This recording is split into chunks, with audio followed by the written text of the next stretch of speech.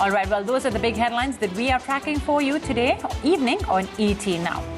Well, first up, let's take a look at debt funds. In the year 2020, we saw some great returns from these debt funds and some of these categories. Take a look at, for example, what long duration funds did. That should come up for you on your screens in just a bit. Long duration funds gave a return of in double digits in the year 2020 of more than about 10%. In fact, if I'm not mistaken, it was almost 12% higher. 12.6%. Medium to long duration delivered a good 10.4%. Banking and PSU government bonds, they all gave double-digit returns. But fast forward to this year, and year to date, long duration returns have now come down to negative 2.8%, medium duration to negative 2.5%, medium to long to negative 3%. And what's held its head above the water is ultra short duration funds, which has still stayed in the green, giving gains of 0.5% in these last 2 months. So what exactly are the reasons behind this subdued return in 2021 versus what we saw in 2020? And how should you, as a debt fund holder, really rejig your strategy or investment strategy, or do you even need to do that? I have with me Akhil Mittal, Senior Fund Manager with Tata Mutual Fund, to talk about this. Mr. Mittal, thank you so much for giving us time today on The Money Show. So, like I said, 2020 debt fund holders saw great returns, double digit in fact. So to start with, what really was the environment that led to those strong returns for most of the long duration funds out there?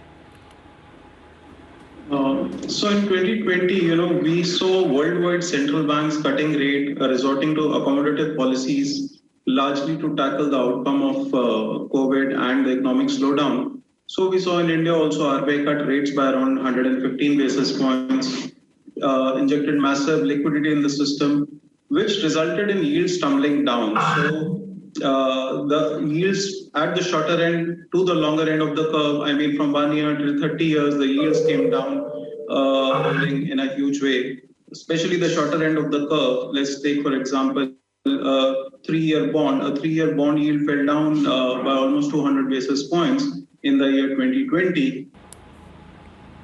Sorry, I think I lost connection somewhere. So what I mean was, as a result of extraordinary policies, accommodative policies by Reserve Bank of India, deep rate cuts, RBI cut repo rate by 115 basis points, massive liquidity injection, close to 8 to 10 lakh crores. That kind of a economic push, money push, led to a massive fall in yields. Hence, the debt funds showed those kinds of returns in the year 2020.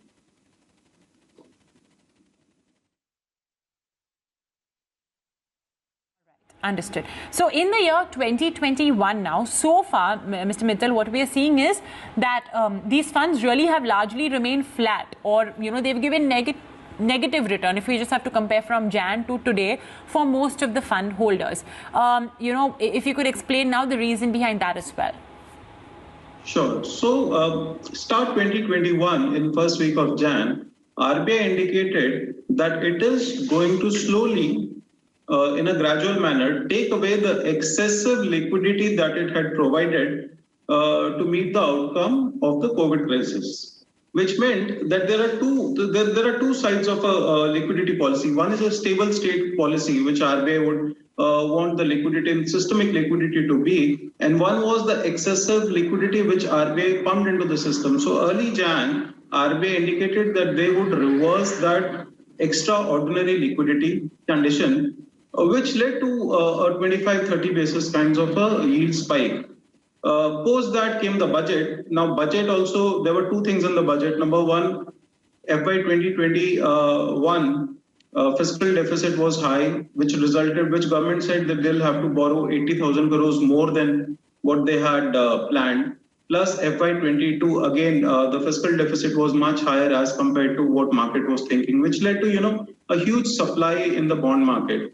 Then in the RBI policy, RBI also mentioned that they are going to reduce the liquidity by increasing the CRR. They had done a temporary CRR cut. So they said they are going to increase the CRR back to pre-COVID levels in a two-phase scenario. So all these combined meant that, number one, liquidity in the system is going to go down. And number two, RBI's stance of accommodation, that stance will gradually shift towards normalcy as GDP growth comes back into the system, as inflation stabilizes over a period of time. So market forces basically led to a reversal of extraordinary low yields, which market started trending towards closer to long-term averages. So a large part of the move that you saw in last 2 months, wherein the 10-year G-Sec yield, for example, went up by 35 basis points, a 3-year bond yield would have gone by anywhere between 70 to 90 basis points,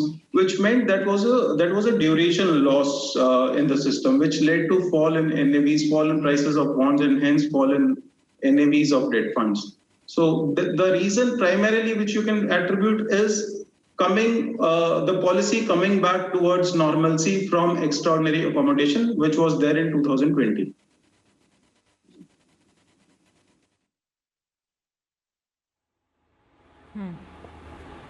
Okay, so we are not in the same world, in 2021 right now as we were in, same time last year.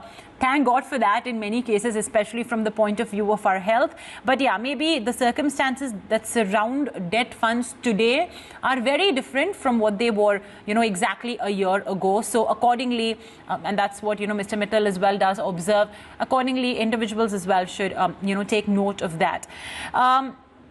So, Mr. Mittal, let's also understand something that the budget had announced, higher government borrowing. In fact, post that, we already did see a spike in yields as well come by. How would essentially something like this affect retail investors? I mean, it sounds very macro, right? That the government's going to borrow more money from the market, etc. So it sounds very macro, but the idea is that tomorrow when, our viewers read the papers, read about how, the fiscal deficit is widened or the borrowing is more, they should be able to make sense of it in terms of how it impacts their own money. So if you could explain that as well to our viewers. Sure.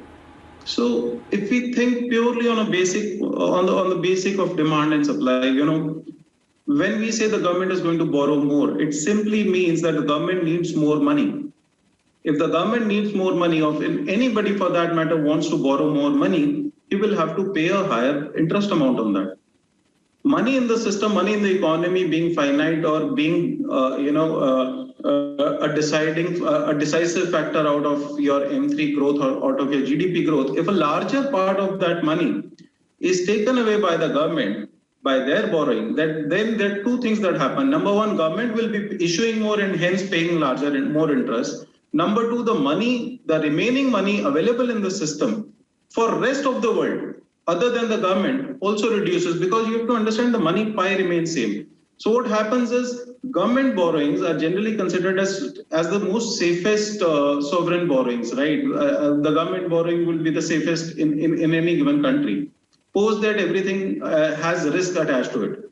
So if the government borrowing rate, interest rate goes up, then it's but natural that the interest rate for everybody else will start following in the same direction. It's not that the government will borrow high and I will borrow low. If the government is borrowing high, then any corporate, or for that matter, any SME, MME, or for that matter, any individual, over a period of time, the interest rates applicable for them on loan that they take will also go up. Hence, when we say that the government is borrowing more, it basically means that the government is taking away a larger chunk of money, and hence the interest rates are for the government borrowing are going up, and other things remaining neutral.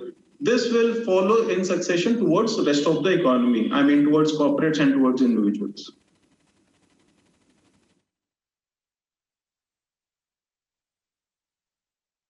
So when there's more demand, which, does lead to a spike in yields, Mr. Mittal, what do you recommend debt fund holders do? Because, you are seeing that, okay, your NAV is falling, or should they even take any action for that matter? See, I have always maintained that every individual investor, for that matter, be it a retail individual, HNI, or a corporate, should follow their own model of risk and return expectations. This should be adjusted on the time scale. So if you are a retail investor, for example, and you want to invest for a longer period of time, if you had invested 3 years ago, then you saw extraordinary returns in the year 2020, and probably you're not going to see those kinds of great returns this year. in such a cycle where the interest rates have started to realign on the upside and expected to be stable after that, this you're not going to see a cycle of rate hikes, right? One has to understand that this is the reversal of extraordinary stance. We are not into the tightening cycle. So when we are not into the tightening cycle, rates will go up to a level and stabilize there. So for that matter, anybody who had taken a very short-term view or who wanted to take a tactical view for a shorter time period, maybe it was not a good time for them. But for any other individual, if he has aligned his investments on the time scale with the return expectation, then I think they should continue with their own, risk return model. But somebody who was under an impression that probably 2020 is going to repeat in 21, those kinds of returns are going to repeat, that's likely not going to happen. So you are going to be at the lower end of nominal range rather than upper end, because simply in debt markets and fixed income, total returns is equal to your accruals, the regular accruals, plus alpha or extraordinary returns that you make out of duration. When I say duration, it means fall in rates. If rates are not going to fall, you're not going to make that extraordinary return on duration. If you're not going to make that, then the larger part of total return will be accruals. So if one has taken a bet on a tactical duration alpha, that's not going to happen, likely not going to happen. So larger part of return will be accruals. If one has invested for a steady state basis, I think it's okay to live across the cycle. The cycles are, you can't change your allocations every short cycle. So you have to live through it. But again, have a relook. If you are running a very long duration kind of a high interest rate risk kind of a portfolio, maybe you would want to realign your time horizon along with your return expectations. So other than that, I think investors who have taken a longer term view, they can stay put. We are not into a cycle where we will see rates continue to rise over a longer period of time. This is a tactical shift. This was a realignment which has happened.